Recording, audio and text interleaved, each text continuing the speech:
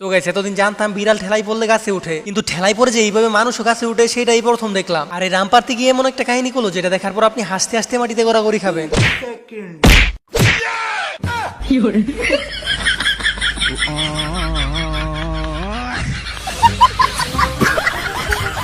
আর এদের কি বলে অস্থির বাঙালি রাস্তা রেখে যাইতেছিল ক্ষেত দিয়ে, অতপর এমন একটা হাস্যকর ঘটনা ঘটলো সেটা আপনারা নিজের চোখেই দেখুন।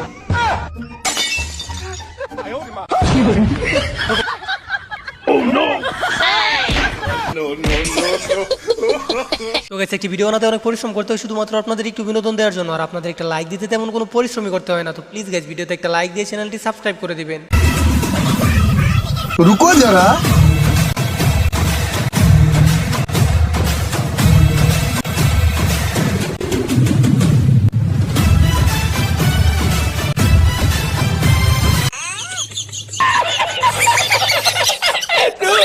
আর এই মহাশয় ব্যায়াম করার জন্য প্রস্তুত হইতেছিল, কিন্তু সাথে যদি এরকম একটা ইতর মার্কা ফ্রেন্ড থাকে তাহলে কি সেটা সম্ভব হবে? আপনারাই বলেন।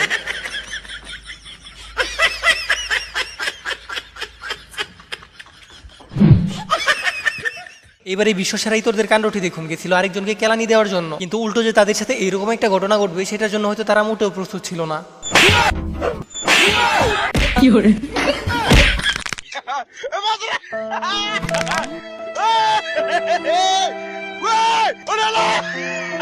আর এই মহাশয় মোটরসাইকেল স্টার্ট দিতে গিয়ে মোটরসাইকেলের এমন একটা শব্দ শুনতে পেল সেটা সে এর আগে কখনো শুনেনি।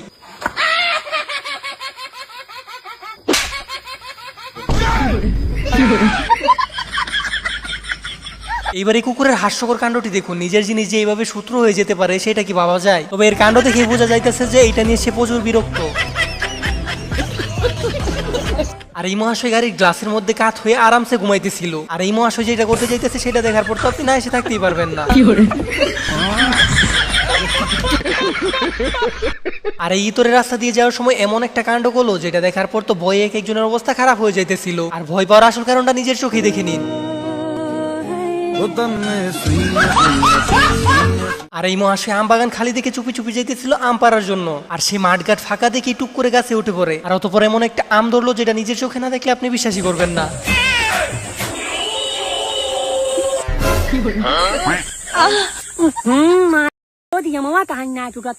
अरे सारे वो आम ना हिमाल लाड़ो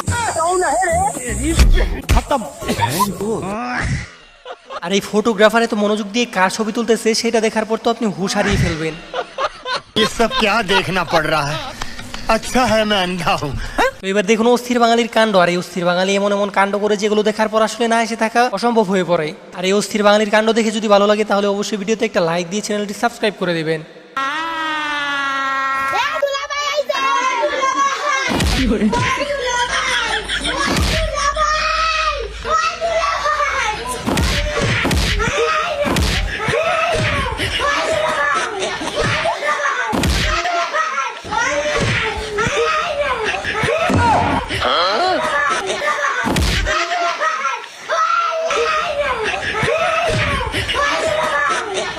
আর ঈদের সময় বৃষ্টির দিন গরু কিনতে গিয়ে এই অবস্থা হবে না সেটা তো হতেই পারে না।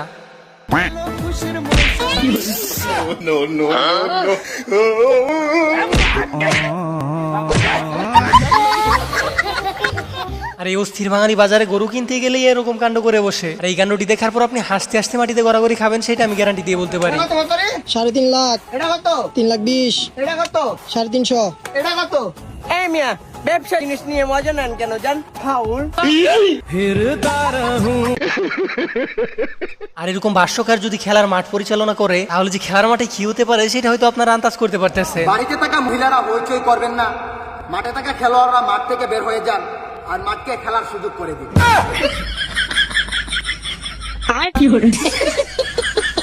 আর যারা মেয়ে পড়াতে পারেন না তারা চাইলে এই সিস্টেমটি ব্যবহার করে ইজিলি মেয়ে পড়াতে পারেন, আর এতে কোনো ট্যালেন্টের প্রয়োজনই নেই। रुको जरा। আর এই কাহিনী দেখার পর এই মহাশয় গেছিল সেম টেকনিকটি ব্যবহার করার জন্য, কিন্তু তার ভাগ্যটা মনে হয় আজকে একটু বেশি খারাপ ছিল।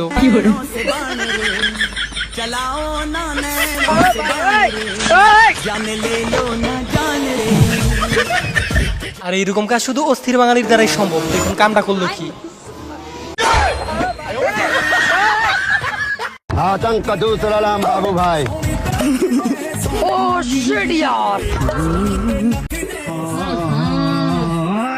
इसमें तो मुझे समझ में ही नहीं आ रहा क्या प्रॉब्लम है। তো গাইস আজকের এই ভিডিওটি ছিল এই পর্যন্ত। আশা করি আপনাদের কাছে ভিডিওটি অনেক ভালো লাগছে। আর ভিডিওটি ভালো লাগলে একটা লাইক দিয়ে চ্যানেলটি সাবস্ক্রাইব করে দেবেন। আর আমার এই ভিডিওটি কে কোন জেলা থেকে দেখতেছেন সেটা অবশ্যই কমেন্ট বক্সে বলে যাবেন। আর দেখা হচ্ছে নতুন কোনো ভিডিওতে। ততক্ষণ পর্যন্ত ভালো থাকুন, সুস্থ থাকুন। আল্লাহ হাফেজ।